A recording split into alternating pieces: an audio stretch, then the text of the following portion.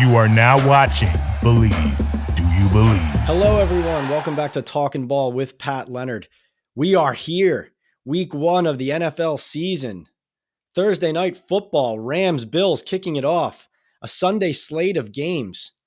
A very special guest in our second segment, Sal Paolantonio, ESPN's national reporter, will break down all things NFC East, Eagles, Giants, Commanders, Cowboys. We'll talk the Bills-Rams opener. Can LA defend its championship? We'll even get a Super Bowl matchup prediction from the great Sal Pal. But before we get his, you need mine. And you need to know this when I say it. No psychedelics in my system. I'm clear-minded. I'm clear-headed when I tell you Aaron Rodgers and the Green Bay Packers will win the Super Bowl this season. And they will defeat, hope you're ready for this, the Las Vegas Raiders in the Super Bowl. Now, why do I say Aaron Rodgers and the Green Bay Packers will win? Well, first of all, just on principle, and I believe this for a few years now, Aaron Rodgers is too good to retire one day having won only one Super Bowl ring. He's just too good. He's coming off back-to-back MVP awards. Matt LaFleur and Rodgers have won 13 games in 3 straight seasons. Joe Barry's defense is one of the, if not the, best defense in the NFL. And an X factor to me is Rich Bisaccia coming on to coach special teams. He did an admirable job in a difficult circumstance with the Vegas Raiders as interim head coach last season. We all know that the Packers special teams let them down in a major way, losing at home in the playoffs last season to the Niners. I think Bisaccia helps clean that part of the game up that LaFleur has struggled with. And I think the offensive concepts and Rodgers' greatness helps the Packers overcome the loss of Davante Adams. But I also think on the flip side, Adams, Derek Carr, and the Vegas Raiders also have a coaching advantage now. Josh McDaniels as head coach. Pat Graham on the defensive side of the ball coming from the Giants. Here's a guy who showed how to stop and control Patrick Mahomes and the Kansas City Chiefs last season in Arrowhead with a Giants roster that did not have the kind of personnel that he has now, especially at the edge position with Chandler Jones added across from Max Crosby. In the AFC, I know the Buffalo Bills are the chalk, and they are the chalk for a good reason. And Gabe Davis and Josh Allen and Stephon Diggs, they're going to explode. They have a great roster. You saw Von Miller joins them for a reason. You know, he got that Super Bowl ring with the Rams, and now he clearly thinks the Bills are next. And the AFC West is so strong. Denver, Kansas City, the Chargers, and Justin Herbert, one of my favorite players to watch in the NFL.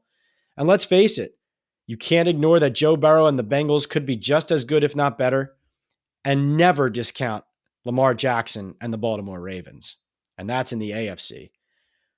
But I just love the Raiders to take that next step.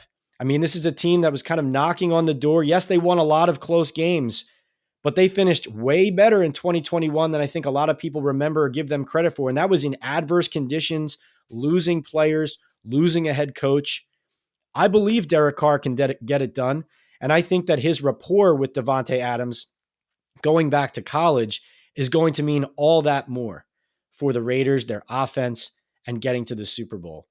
But they're not going to win, and that's because you look at the Packers, their defensive side of the ball is loaded. Jair Alexander on the outside, he is, in my opinion, possibly the best player in the NFL that nobody talks about. He is a lockdown corner. He intercepted Tom Brady twice in the NFC title game a couple years ago in Lambeau that the Bucs still pulled out. Fantastic player, and that secondary is loaded because you had Eric Stokes drafted last year. You have Rasul Douglas, who is just a flourishing player, a veteran who bounced around, played some with the Eagles, but really seems to have found a home in Green Bay with Amos and Savage on the back end.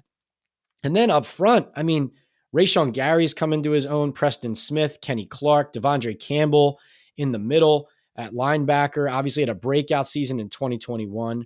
And other names that I probably didn't mention here. But Joe Barry's defense, listen, you lose Davante Adams on the offensive side of the ball, and that's bad. But I don't think a lot of people recognize that in 2021, The Packers' points per game scored by their offense dropped from 31.8 the previous season to 26.4 in 2021. But they still won 13 games. You know why? Because their defense got even stingier. They gave up 23 points per game in 2020 and only 21.8 points per game in 2021. But I still think that with that defense combined with Rodgers' offense and figuring it out, they're going to make up for that Adams loss. They're going to hold teams to low scoring. And then on the receiver position, and listen to me carefully, Sammy Watkins. He is going to emerge as a player that everyone's going to wish they were talking about in August. I've talked to people around the league, know Sammy Watkins well. Yes, he's battled some injuries, but this is a guy who's been to a Super Bowl with the Kansas City Chiefs, has pedigree as a former first-round pick, and everything I've heard, he's in the best shape of his life. I know everybody says that in training camp, but I've heard that he's in great shape coming into this season. And we all know that Aaron Rodgers struggles often to find a chemistry, a rapport, and a comfort with young receivers because he has a lot of control of that offense and he knows where he wants things. And let's be honest, he's earned it. He has the clout. He has the pedigree, the MVP level play. He has the Super Bowl ring. So their young receivers need to do what Rodgers wants them to do in that offense, in that scheme, to be where he needs them to be when he's releasing that ball, whether it's on the move or from the pocket. Watkins is a veteran. Watkins, I think, is going to have a faster connection with Rodgers, a deeper connection with him down the field. And I think that that is going to separate their passing game from what people think it might be sputtering-wise coming off losing a talent like Davante Adams. And you can't ignore the running game. You can't ignore Aaron Jones and A.J. Dillon, which are really going to pace this offense and protect Aaron Rodgers in that passing game from having to put the whole game on their shoulders. I know David Bakhtiari and Elgton Jenkins up front, their health is going to say a lot about what happens with Green Bay and whether they can go deep. And I'm not ignoring the Philadelphia Eagles, the New Orleans Saints, the San Francisco 49ers, and the Los Angeles Rams even trying to repeat as Super Bowl champions. But give me the Green Bay Packers, give me Aaron Rodgers, give me Matt LaFleur beating Josh McDaniels, Derek Carr, and Davante Adams in a Super Bowl chock full of storylines with Rodgers winning his second title and the Packers winning their first since 2010. We'll be right back here on Talking Ball with the great Sal Pao. This week's guest, a very special guest in his 30th year covering the National Football League, his 19th year hosting the landmark NFL matchup show on ESPN, the number one X's and O's football show on television. Prior to his tenure at ESPN beginning in 1995, he spent 10 years working at my hometown paper, Philadelphia Inquirer, and was a surface warfare officer in the United States Navy from 1978 to 1983. He is also stationed in week one covering the AFC champion Cincinnati Bengals against the Pittsburgh Steelers. He is the one, the only Sal Paolantonio. Sal Pao, thank you so much for being here. It's totally my honor, my pleasure. Always good to support somebody who I think is the future of the business, and you certainly are, Pat. So I'm happy to join your show. I appreciate that, Sal Pao. Let's get right into real football. It's finally here. And starting with the season opener, the reigning champion Los Angeles Rams against the Buffalo Bills. Sal, we got a lot of people think the Bills are a favorite, but you also have the Rams who look like they could be keyed up for a repeat season. What do you see in this matchup, and how do you feel like it's going to play out right from the jump? Yeah, no, everybody is picking the Bills as the AFC champs, and they are favorites on the road. I mean, when was the last time, Pat, you saw a Super Bowl winner in the home opener, a home dog? I think they're 2.5-point favorite dogs. Very unusual. I think that's primarily due to the uncertainty of the elbow of Matthew Stafford. Now, he's not on the injury report so far. He's got to go through a week of practice and walkthroughs and all that other stuff, and we'll get the final report on Sunday morning. But he had that tendonitis in his elbow that limited him severely coming into training camp. And they say he's okay, but it's one of those things where, The bettors want to see, they want to show, they're like in show me mode right now with Matthew Stafford. So I think that's one of the reasons why they're home dogs. That's a very good point. And there was also this element, covering the Super Bowl last season in Los Angeles, even though the Rams and the Bengals both earned their way, there was definitely a sense and a lot of talk about people feeling like the best team wasn't there, that the Bills had shown in a lot of ways that they were deserving of maybe lifting the Lombardi. And obviously that horrific collapse, leads to their elimination against the Chiefs. But there's almost like this feeling, I feel like, of unfinished business. And I think the bettors seem to share what a lot of even the national media covering the NFL last season is, that the Buffalo Bills are due. Do you feel that way? Well, I think you and I were talking in the press box that day. I remember it at SoFi Stadium very, very well. We were having a halftime meal together, and I think both of us agreed that if the Bills had been in that game, they would have beat the Rams quite easily. And I think the bottom line was they have a mobile dual threat quarterback. Josh Allen ran for 762 yards. Remember that number. Ran for 762 yards last year. I want you to remember that number, because when we bring up the Giants and Brian Daboll's offense in New York, where the play calls by Kafka, it's not going to be the same offense. Daniel Jones is not Josh Allen. Josh Allen had a lot of design run plays and could escape trouble. The problem the Bengals had in that game is they could not protect Joe Burrow. He was not a dual threat. They had no design runs for Joe Burrow. They keyed on Joe Mixon, and they went into attack mode on Joe Burrow. I mean, Joe Burrow was sacked 70 times last year, 7 in the Super Bowl, only lost the Super Bowl by 3 points. Amazing he was still standing. Right? And he only lost the Super Bowl by 3 points.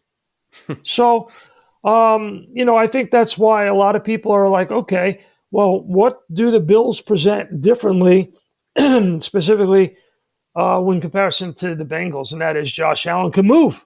Joe Burrow could not.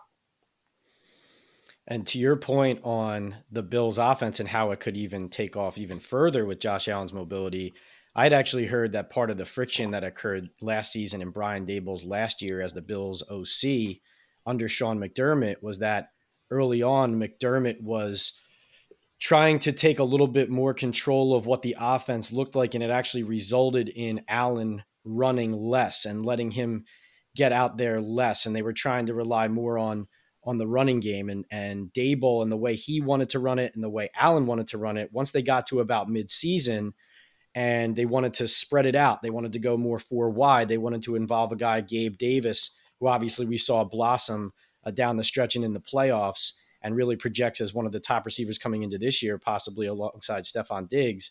But that allowing Allen and Daboll to get him back to running and out and mobility wise and basically tucking and running, even if that wasn't the play call, is what vaulted them back to the team that we saw at the end of the year. And so maybe McDermott learns from that, and under Ken Dorsey, they end up letting Allen employ those skills and turn it loose. Now, we look at, speaking of a quarterback with wheels, you are based in the Philadelphia area, and obviously you are an expert on the entire league, but you know the Philadelphia Eagles better than anybody.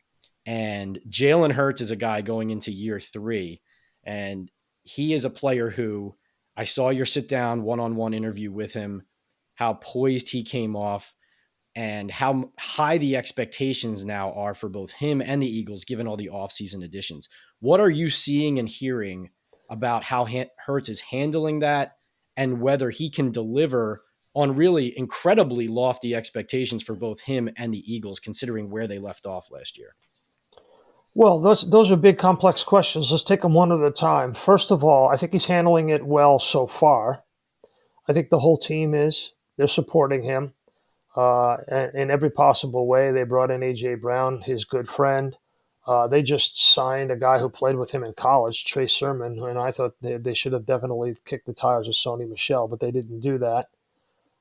They've done everything possible to put him into a situation where he can succeed. So it's up to him now to do 2 things, and that's one, Pat, his snap to release was 3.1 seconds last year. That was slowest in the league. And you look at the tape, it's pretty evident that his ability to process information quickly and pull the trigger and trust what he sees is just not there yet. And I've seen that improvement in training camp, but it's just training camp. Secondly, he has to be more productive on third down, and that's where A.J. Brown will help him because now they have three guys who potentially need to have to be double-teamed in certain situations in Goddard and Smith and Brown, and you can always rely on the swing pass to Miles Sanders, who's very good. You know, the Eagles were top 5 screen pass team in the league last year. It was the Bucs, it was the Chiefs, and it was the Eagles. They were number 3. They were top 5 in screen passes. So the Giants were way down. And another thing that, I think this year, this year will be about Barkley in many ways. And I do believe that, even though I think what you said about Daboll is partially true, getting back to the Giants for a second. I wouldn't call it friction, but I was there week 1, Pat, when they lost to the Steelers up in Buffalo. Mm-hmm. And it was clearly a play calling problem and a pass protection problem. Clearly. That was the game that Watt went off, remember? Right. Yes, I do. Yeah, he went crazy, started on that MVP kind of tear, and it started all in Buffalo. They couldn't block him. They didn't have a good protection plan. They had some gadget plays that didn't work in critical situations. And you could sense some tension building right away. And the wheels came off in Kansas City in that bad overtime loss. But getting back to the Eagles, they have a favorable schedule, Pat. Everything has been set up for Jalen Hurts for success. But they got to go out and win some games the old-fashioned way. They got to put teams away early. They got to win on third down. They got to win in the red zone. They got to do all those Parcells-like stuff. Have good field position, create turnovers offensively. They got to play some good complementary football for Jalen Hurts to succeed. He is not Tom Brady, right? So, and so looking at the division, right, Pat, we got Jalen Hurts in a prove-it year. Carson Wentz in a prove-it year. Daniel Jones, prove-it year. Mike McCarthy, prove-it year. You got 4 teams where a major element of the team is in a prove-it situation. No doubt. I'm glad you mentioned that too, because moving over to Carson Wentz in Washington, from my vantage point, Ron Rivera, even though everybody respects him and he's well-liked in that locker room, it feels like he's on the hot seat going into year 3 there. They get him Carson Wentz, a quarterback who, let's face it, looks like he's broken and needs to be put back together. You also did a sit down with Carson and talked to him very candidly about how it ended in Indianapolis and what he's coming to Washington to do. Is this a young man who, and obviously you covered him in Philadelphia as well, is this a young man who is ready to put all of that pressure on his shoulders, of the coach's fate, turning a team around, proving that he's not what the Colts and owner Jim Irsay said he was? Is he ready to handle that and prove people wrong? I believe that he is, Pat. When you put the question like that, I think the answer is emphatically yes. And I think Rivera helps him early on. And I don't necessarily think that Rivera's, quote unquote, on the hot seat, but if they implode, right, and it's Ron Rivera's fault, which I doubt could ever happen, I think it'll be more other people's fault than his. He'll be on the hot seat next year. But I think with Carson, the first thing that they did with Carson, and this was not in the piece, and I interviewed him about this, is, well, first of all, Ron Rivera said to him, we want you here. And that was good for him to hear after what happened with Jim Irsay in Indianapolis. That calmed him down, calmed his wife down. He has a very strong family and faith background and platform in which he runs his life. So second thing is, hey, we're going to go play golf. Carson Wentz never played golf before. He's a hunter. He hunts by himself with his dogs. Now we're going to go play golf with the team. We're going to have the offensive lineman over the house. We're going to do the normal, stuff that you should be doing, as a quarterback. Yeah. And I think that was a brilliant stroke. It was Rivera's idea. Wentz went along with it. They never really, as I can tell, I don't think they had any kind of like come to Jesus moment where Rivera said to him, hey, we're going to do this. This is going to be good for you. I think Rivera just did it. And actions speak louder than words. And actions will speak louder than words on the field. You said broken. I don't think that he's broken. I think that he definitely lost his way after he got that knee injury and concussion. Battled some injuries, battled some personality differences in the locker room in Philly. Got to remember, though, Pat, they don't go to the Super Bowl and win it without Carson winning 11 games and giving them home field advantage. Doesn't happen. About it. He was 27-7 last year, touchdowns to interceptions. He had 2 really lousy games at home against Tennessee when he threw that fourth quarter and overtime interception, lost the game to the Titans. And then, of course, the big one that everybody knows about, Jacksonville. Go back and look at the tape, though. There were a lot of unblocked defenders coming at Carson Wentz in that game. I mean, he still got to see it. You still got to get rid of it. He's an experienced, tough quarterback. Still got to know what the protection is. Got to read the hot and get rid of the football. But wasn't all his fault.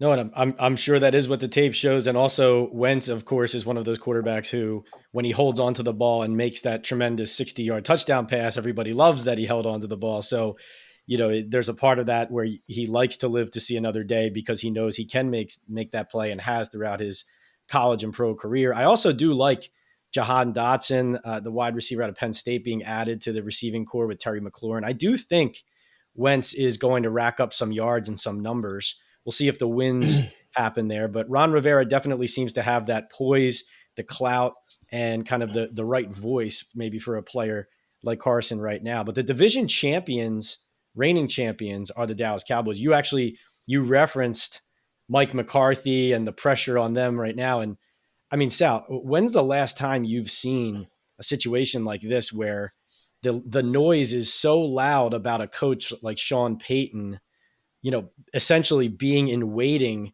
if you're going to fail and falter, and Mike McCarthy with the Dallas Cowboys? I think I saw, was it the Dallas Morning News? I think I saw a picture of an illustration of the Cowboys going up and down an escalator with McCarthy going up and Peyton watching, looking up at him from underneath with Jerry Jones waving.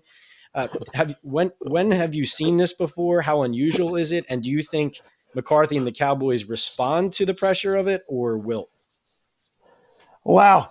Again, a lot of complex questions. I've never seen anything like it. You're right. It's unprecedented. It's crazy. And, that's the NFL. I call it the year of living dangerously because there are so many unknowns all around the league. We just are talking about the NFC East, and we've got 4 teams where there are major, major unknowns, and the volatility is off the charts. Could go either way with Hurts. Could go either way with Daniel Jones. Could go either way with Carson Wentz. Could go either way with Mike McCarthy and the Cowboys. It's a complete, and you've never seen this kind of money thrown around in the NFL. Had 193 free agents change hands this offseason, most in NFL history. I mean, and what are there? 10 teams with new coaches? 10, I think 10, yeah, 10. And you could go around the league and look at all the teams where the quarterback situation is either unsettled or the quarterback's in a prove-it year, right? I mean, we haven't even started talking about the NFC West. I mean, Seattle, San Francisco. I mean, it's crazy. What's going on with Kyler Murray in Arizona? Is Matthew Stafford fully healthy? You can go on and on, but getting back to the Cowboys, it's very difficult for me to envision the Cowboys winning the division. I don't see it happening. I think they will compete very hard, but you just look at their schedule in comparison to either the Giants or the Eagles. Like, for instance, this week the Eagles are on the road playing the lowly Detroit Lions. The Commanders have the Jaguars coming in, right? Mm-hmm. The Cowboys have to start with the Bucks and Tom Brady. And all of their road games that are non-division, all of their non-division hard games are on the road. It's hard. It's tough. It's a tough schedule. Jason Peters have anything left? Don't know, Pat. But if you're reaching out to Jason Peters at this point, you've run out of ideas, really. Yeah, that says a lot. You mentioned Daniel Jones and referenced the Giants earlier, but he's not Josh Allen. You said it. And Brian Daboll, Mike Kafka, they're trying to build an offense to make it work. And Saquon Barkley looks healthy and ready to go. But, where would you put your weight behind here? Is Daniel Jones going to be the Giants quarterback in 2023, or are they going to be picking in the top, 5, 6, 7 and drafting their quarterback of the future? Big unknowable question. But all you got to do is look at the Giants' schedule. So first of all, I personally root for Daniel Jones. I like him a lot. I've interviewed him a lot. I think he's a hardworking guy who means well, who's tough. Certainly proved that he wants to be a member of the New York Giants, a starting quarterback in the NFL. The problem is he's got 15 games with multiple turnovers, and that's the most since he's come into the league of any quarterback in the NFL. If you don't fix that, he's got no shot to be the quarterback next year. However, I think the biggest change for the team is two things. First of all, Brian Daboll's taking his offense from Buffalo, trying to superimpose it on the Giants. Impossible to do because Josh Allen last year would have been the Giants' leading rusher. He had 762 yards rushing. None of your backs had over 600. Correct? Okay. Am I right about that? Yes, you are. So you don't have any design runs for Daniel Jones, nor should you. So it's going to be much more of a traditional play action running game where the quarterback has to be hut, ball out in 2.2 or 3 or 4 seconds. But on the flip side, and that could work. That could work, right? That could work. I don't know if I haven't been at training camp practice. You tell me, is he getting the ball out quickly or not? Relatively, I would say though that his receivers haven't been on the field enough for them to build enough chemistry. So I guess the short answer is no, but it's not on him. That makes sense. Well, that has to develop because, I think on the flip side, you're adding a very important component, and that is Wink Martindale.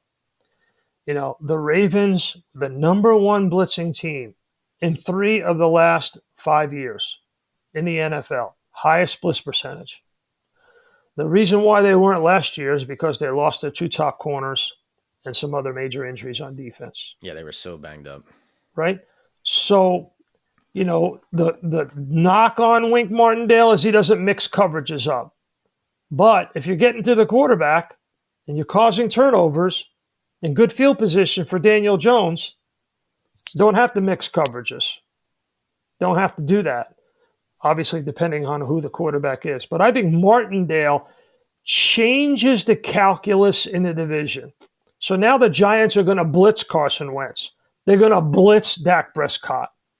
They are going to throw more at Jalen Hurts and say, okay, Jalen, we're going to take away Miles Sanders. We're going to take away those RPOs because we're going to run a lot of guys up on the line of scrimmage, 8, 9 in the box. We're going to make you throw your way out of trouble.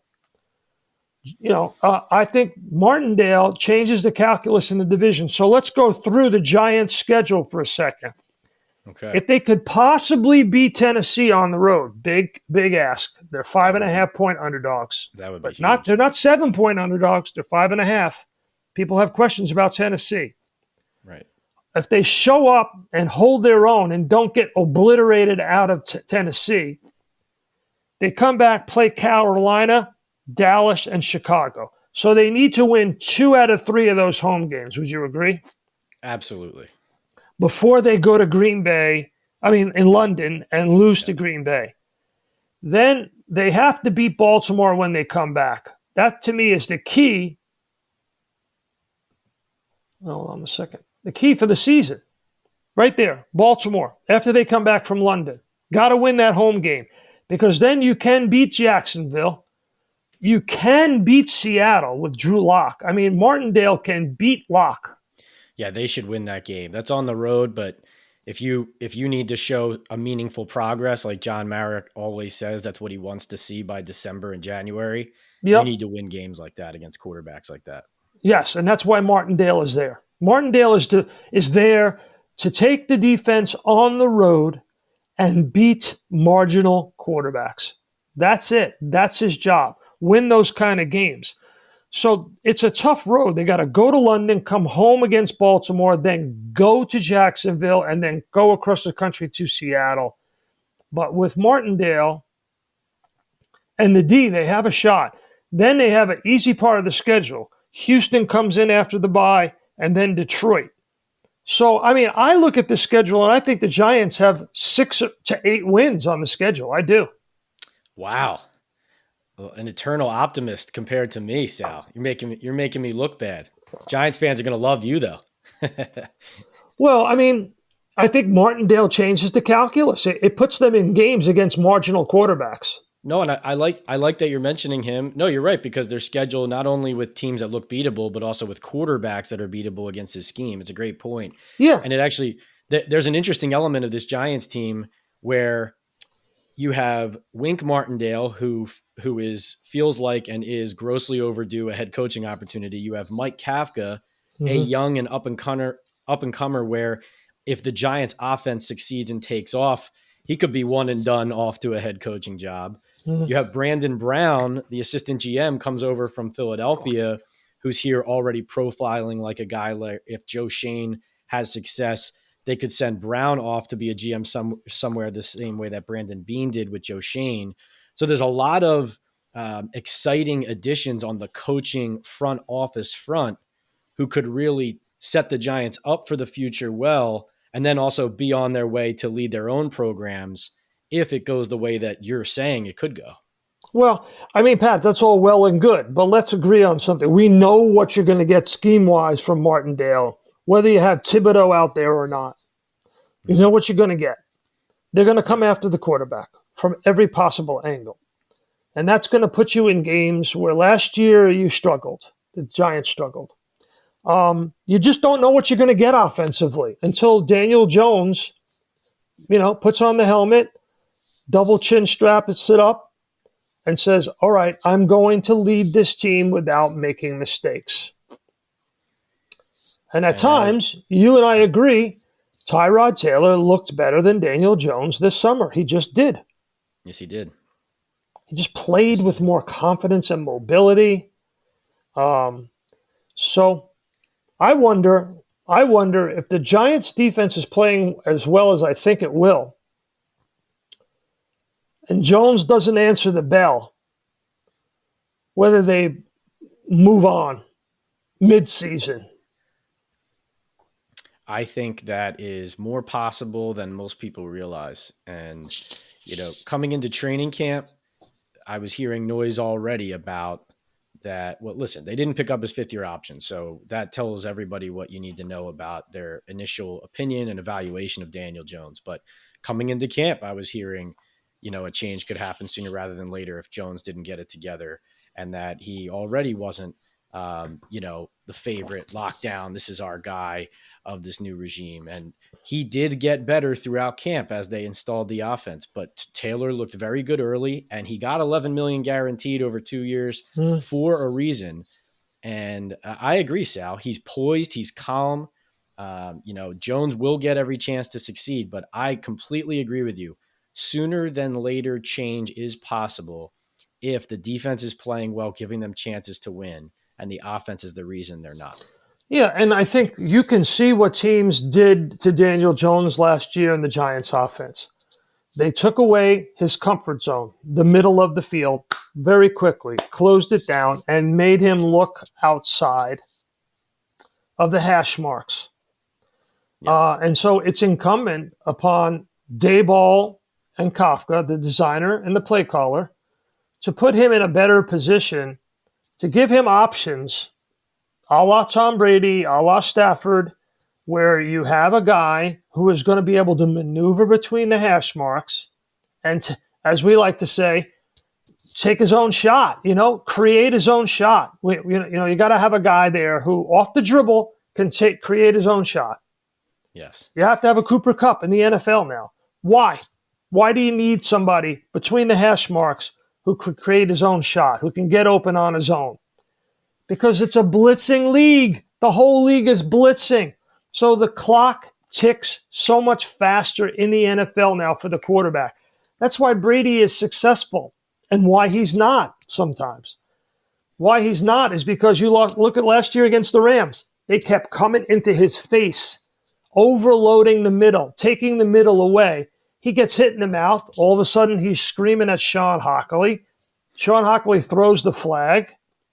And, with the Bucs missing their center and the two guards, that's what people will do. They'll do that to guys like Brady, Stafford, Jones, Jared Goff, all of those guys. And that's why do you Chris think Godwin, the yeah, Pittsburgh that's why Chris Godwin Steelers was so valuable to Brady? Oh, yeah, absolutely. Look at the Pittsburgh Steelers. They draft the kid in the first round, but while their offensive line is still trying to get it together, they need Mitch Trubisky because he can get out of the pocket. He can evacuate and escape the trouble. He also creates another option in the RPOs to Najee Harris. And I think, and again, I root for Daniel Jones. I like him. But Tyrod Taylor gives Saquon Barkley an added dimension. Like you have to account for Tyrod Taylor's movement. Sal, he made a play in the preseason, and yes, it's preseason, but it's just a simple pressure coming from his right, right-handed quarterback, so in his face, and steps up and then out to his right, so underneath the pass rusher, takes a couple steps sideways to his right, kind of strafes, and hits a receiver coming left to right for, an 8-yard gain or so. Daniel Jones can do a lot, but he can't do that. He doesn't do that regularly. He doesn't create his own shot, to use the term you used, as much as he needs to back there. That's why you can't just project Josh Allen to Daniel Jones with Brian Daboll's offense. And that's the kind of thing he needs to do because the pocket's not always going to be clean if, essentially to stave off that potential inevitability if it doesn't go well. Yeah. And I don't know how it's going to go, but I think when you look at the Giants' schedule, Pat, and you look at how Wink Martindale changes the aperture of what the Giants will do defensively, why he's there. He's there, create turnovers, create better field position, beat the marginal quarterbacks on the road. And it starts week one. I mean, Ryan Tannehill's had some success, but if you get to him, he will turn the ball over, just like the Bengals did to him in Tennessee in that playoff game. Yeah, you have a blueprint. Their last game they played. Take that and superimpose it on what you're going to do against Tennessee week one. Just run that defense and make your defense win the game. If your quarterback doesn't turn the ball over, if Daniel Jones doesn't turn the ball over, their likelihood of winning the game goes way, way, way up, don't you think? Absolutely. That's the calculus. And you're getting me excited for Nashville. I think I'm a little bit more pessimistic about the Giants' chances, but your view of Wink and what he adds to the Giants and kind of changes the whole trajectory of how these games can play out. I'm excited. I'm excited for the season. And you've been very generous with your time here, Sal. I don't know if you make Super Bowl predictions, but you're a veteran of this business. When you look at, all these teams up there, the odds makers have, the Bills, the Bucks, et cetera. Is there anybody you look at right now and you say, this is the team that's going to get it done? Pat, I'm intimidated by Peter King. Peter King has picked the last 4 Super Bowl winners in a row, and he just picked the Bills over the Packers in his Super Bowl. So There's a lot, like you said at the beginning of our conversation, there's a lot of chalk on Buffalo. Definitely there is. But it comes down to having home field advantage. Buffalo needs to have home field advantage. I think they go on the road in the AFC Championship game. They're going to get real nervous real quick, and I think it'll be tough for them to win that game. Although they were within 13 seconds of beating the Chiefs. True. So I'm going to say Buffalo in the Super Bowl in Arizona, and I'm going to say they are going to play the Philadelphia Eagles. All right. The Eagles fulfilling the high expectations. And who's going to win that game? Nah. We're going to have to play that one. Keeping us on our toes, Sal, as always. You are the best. Follow Sal's Instagram account. Great content there, as well as everything he obviously brings for ESPN on a daily basis. Instagram, he is Sal Pal ESPN, the one, the only Sal Pal. Thank you, Sal, so much. All right, that was a great talk with the great Sal Pal. Now we're going to get into our 2-minute drill with betting lines from FanDuel on my MVP picks, conference picks, and Super Bowl picks. So let's get right into it. Long shot MVP pick I really like is Lamar Jackson for the Baltimore Ravens, plus 2,000 on FanDuel. But my MVP pick for the season is Patrick Mahomes of the Kansas City Chiefs. He's right below Josh Allen at the moment. He's plus 800. But I'm seeing some crazy things out there. I'm seeing people say Kirk Cousins is going to win MVP. I'm not exactly sure why or what that means. I like Joe Burrow possibly as well. But I'm going to go with Patrick Mahomes and his chip on his shoulder coming into this season. People are doubting him without Tyreek Hill. Now let's go to the AFC Championship lines. The Las Vegas Raiders, my pick, plus 2,500 to win the NFC. Get on that right now. Sprinkle that. The Cincinnati Bengals, plus 1,200. No respect for the reigning AFC champions.